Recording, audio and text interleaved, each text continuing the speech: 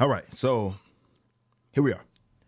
Some of what I'm going to discuss, actually, all of what I'm going to discuss is actually discussed on episode number 12 of my podcast, For Cannon's Sake. You can go to forcannonsake.com or ericdjuly.com, or you can just find it on all major digital platforms.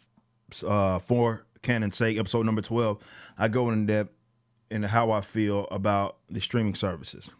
But today, I'm going to kind of not only just piggyback off of what I already said, or just said, I literally just did this, but also want to go in to what I've been seeing in this meme. So let's get right into it, right?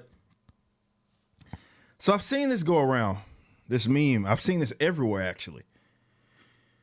And what it shows is a bunch of streaming services. One, I don't know if HBO Max is here yet, but a bunch of these streaming services, some of the prices, yes, are actually off.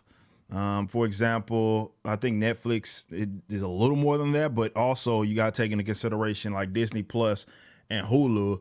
You can actually bundle those for what the price of it. It just has Hulu as. You can actually, well, I think it's $1 more. So you can actually bundle those. Instead, it's listed here as almost being $20. But you can get it for $12. Now, aside from that, what this narrative, I almost feel like it was planted by cable.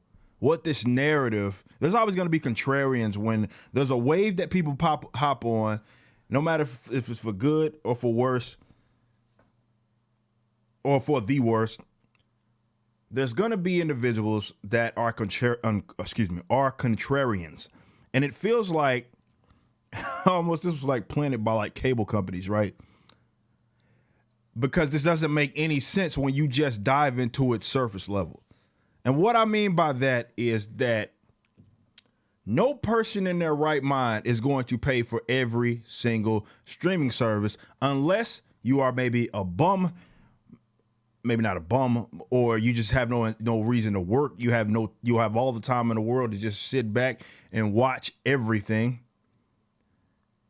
Or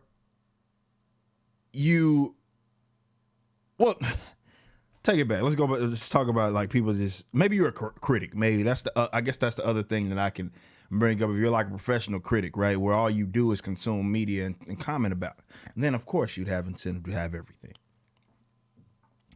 But no person can consume all of the media. No one person can consume all of the media here. Now, you make the argument that, well, if I have a family, I have all of these different things. And even then, Disney Plus alone, as an example, has so much media on there that there is no reason for you to have all of there's no possible way you can have all the time to consume all this media. But even if we assumed that there's people out there that are going to get every single streaming service, that price tag right there is still cheaper than most cable.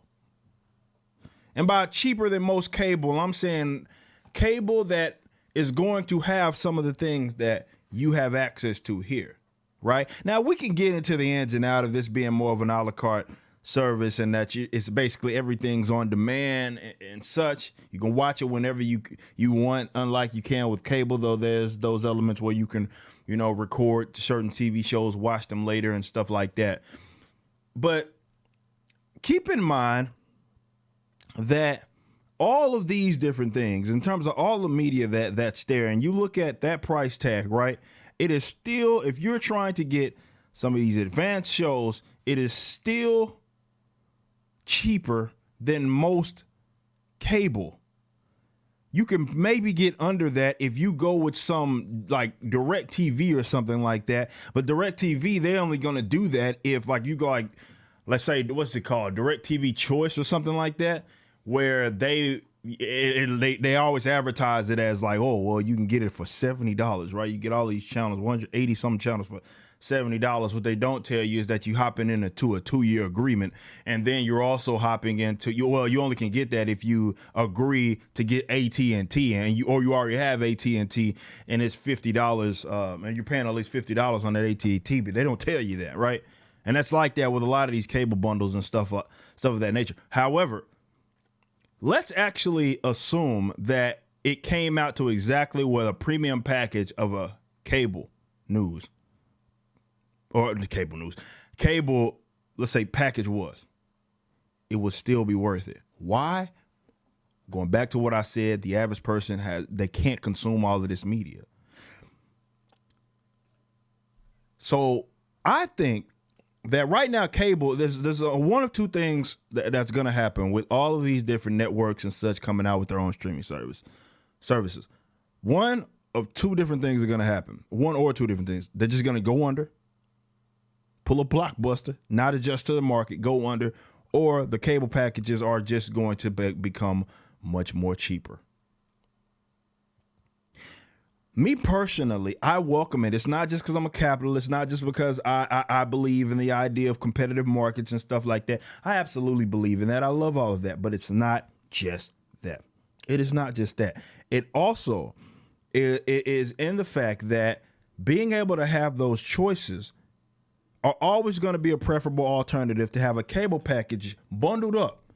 One price that you have all of these channels, 90% of which you don't even watch. So I welcome the idea that networks and all these different things are coming up with their own streaming services. Why? Because I can pick and choose what I want to watch. I just canceled my Netflix. I also just canceled my Funimation, right? I don't have enough time I can't consume all of that media anymore. I never was anyway. It was just really, picking up dust. But for one, going back to here, like if you look at some of these, like if you look at let's say Apple Plus, or if you look at Prime and let's say Apple, right? For the most part, you're not going to need both of them unless you're going to just try to get the exclusive TV shows, which again, you have to be consuming a lot of media to want those exclusive TV shows. But in the same respects, you could always, through Amazon, pay for a full season of whatever. I've done it. I want to watch The Flash, right? Pay for a full season of Flash. Like 20 something bucks when I got it, right? Now you might think, oh, that's a lot to pay for one season. If it's the only damn thing that I watch, what's the problem? Right? So me even having those options there is a reason why nobody's going to pay for you don't need every single streaming service. It's a complete nonsensical meme, because what the meme alludes to is that, well, everybody's going to get all these, therefore you're just becoming cable. Like, no, that's not what it is, because cable is just a one size fits all unless you get premium. So you got the basic stuff, but then you get premium, and even then this premium, you're just like, oh, I want that one channel that's part of that premium package. I don't need all of these other things, and I'm not watching half of this, right?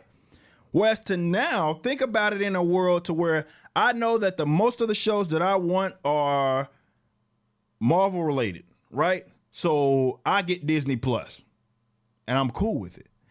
A lot of these aren't really agreement based. Not saying that it's always going to be like that, but right now they're not agreement based. I would argue that's the best part of it. It's not like what you would have to do with these cable and internet packages, where you would have to jump into a 12, 24-month agreement. 12-month, 24-month agreement.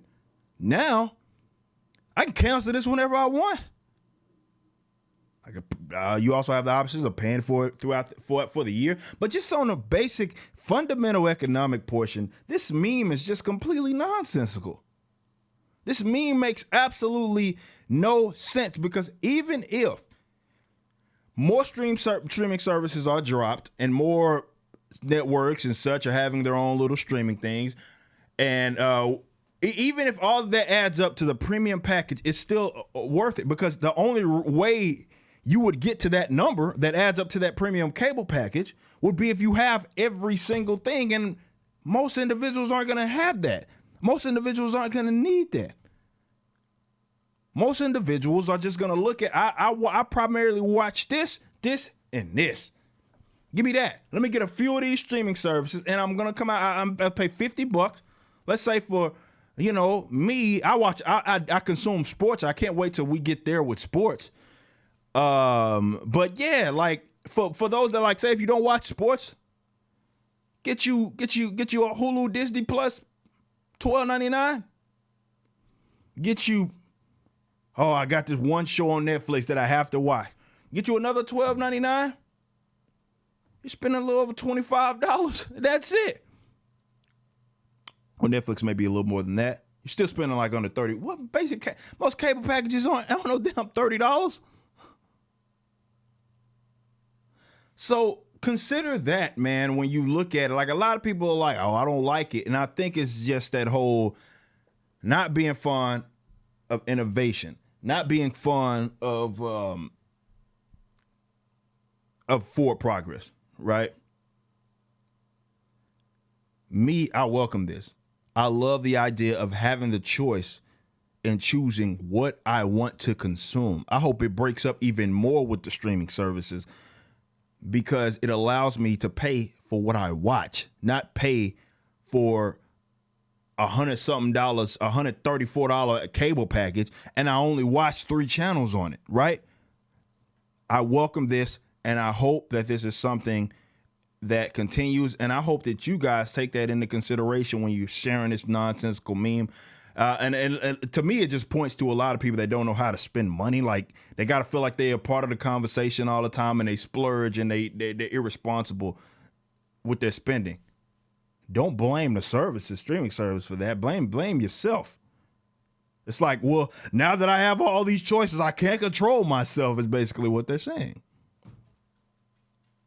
My dog is walking around. The lady just got home, so he's trying to get out there. I'm going to end this video here in a little bit. Come here. We're actually going to say hi to the people. Come here, boy.